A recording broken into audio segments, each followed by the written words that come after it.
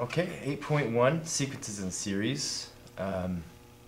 So first we're going to answer the question, what is a sequence? A sequence is just what it sounds like. It's just a sequence of numbers that follow a certain pattern. Well, first of all, let's look at a general example. Even more general than just an example with numbers. What I mean by general is the first term of a sequence is often called a sub 1. A representing a term in the sequence, 1 being the first of those terms. The next one would be a sub 2, a sub 3, and then somewhere along the way we might run into an a sub I. That's a common one for somewhere within the series. There's this a sub I we want to talk about. And a lot of times when we reach the end of a finite series, it's a sub n. That's like I have n terms, and that's how many I have. I'm going to go up to 75 terms, so n is 75. Okay, so this is what we call indexing. These little numbers here is called indexing. So that in general is what a sequence is. It's just a sequence of numbers. Some sequences stop at whatever the nth term is. We call that a finite series. And some of them just keep going on forever. We call that an infinite series, or a sequence. Series is a very different thing. So the arbitrary term of a sequence, a sub I. You just gotta start thinking of these guys right here as the term in the sequence. The 5th one, the 7th one, the 25th one. That's what we have to think of. Okay, so now if we want to write the terms of a sequence, first we have to know, is there some kind of a rule dictating what the sequence is, or how do you find the nth term of a sequence? So say we have 5n minus 2 is our rule. There's this rule that tells us how to find the nth term of the sequence. Okay, so they would say this is a sub n. A sub n is 5n minus 2. So down here I'll write the first 5 terms of this sequence.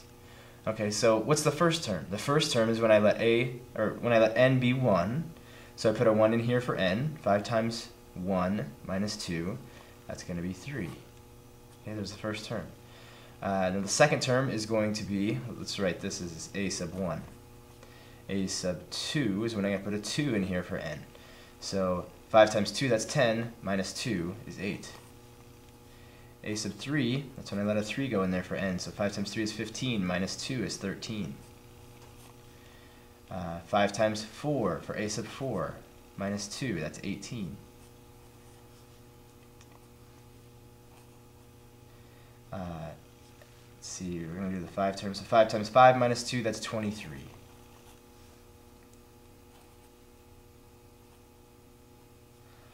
Okay. There are other kinds of sequences that don't have necessarily, you could find one, but they don't necessarily have this formula to find the nth term. They call those recursively defined sequences. Recursively defined means that the next term is defined by the previous term, or several previous terms. So if I wanted to tell you about this sequence, I could tell you this. Or I could also tell you start at 3, right? And then at 3 add 5 every time. So add 5 to this. Okay, now to find the next term, take this term and add 5. To find the next term, take this term and add 5. That's recursive. It says take the previous term, do something with it, or the previous 3, 4, 5 terms you could do something with, and you get the next term. Another example of a recursively defined sequence, which doesn't have a nice easy formula like this, is the Fibonacci series. So the Fibonacci series says first start with 1 and 1. To find the next term in the sequence, then take the previous 2 terms and add them together. So I want the third term. I'm going to take the previous two terms and add them together. That's going to be 2. To find the next one, I'm going to add these two together. 2 plus 1, that's 3. To find the next one, I'm going to add these two together. 3 plus 2, that's 5. And I add these together, that's 8. This is 13, and so on. Okay? So that's a recursively defined sequence, is when you take the previous terms, do something with them to get to the next term. Finally, we have summation notation. Summation notation uses some key things here. So let's see. I want to make sure I'm staying with the book. Yeah, they do use I. Right? This is what I talked about, that arbitrary I. So I might want to let I be, or go from 1 to 5 of 3n plus 2. Okay? So what this is telling me is take the first term through the 5th term of this sequence and add them together. When we add them together, well, I'll write this down here. It's basically this, writing them down, but then adding them together at the end. So 3n plus 2. So I let 1 go in for n, or this should be I, actually, because I is the index here. So we're going to put numbers in from here replacing I. So 3 times 1 plus 2, that's 5, plus the next term. We're going to go through all of these and all the way up till 5 gets put in here. So next is 2. 2 gets in here. 2 times 3 is 6, plus 2 is 8. 3 times 3 is 9, plus 2 is 11. 4 times 3, 12, plus 2 is 14. Okay, and now I am going to stop because I'm going to put 5 in here. 3 times 5 is 15, plus 2, that's 17. So I'm done.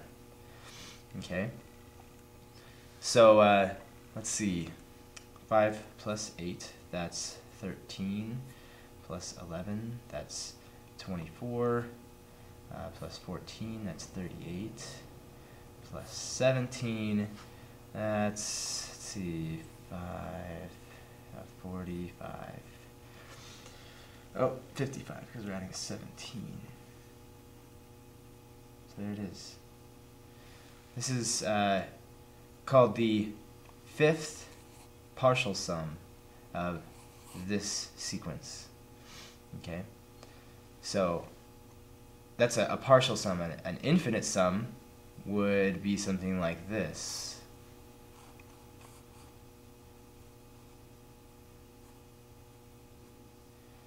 We'd probably do something more like 1 over I.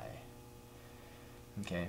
We could see if we could add up all of the terms in this infinitely long sequence, find that series. The series is the name for the sum of that sequence.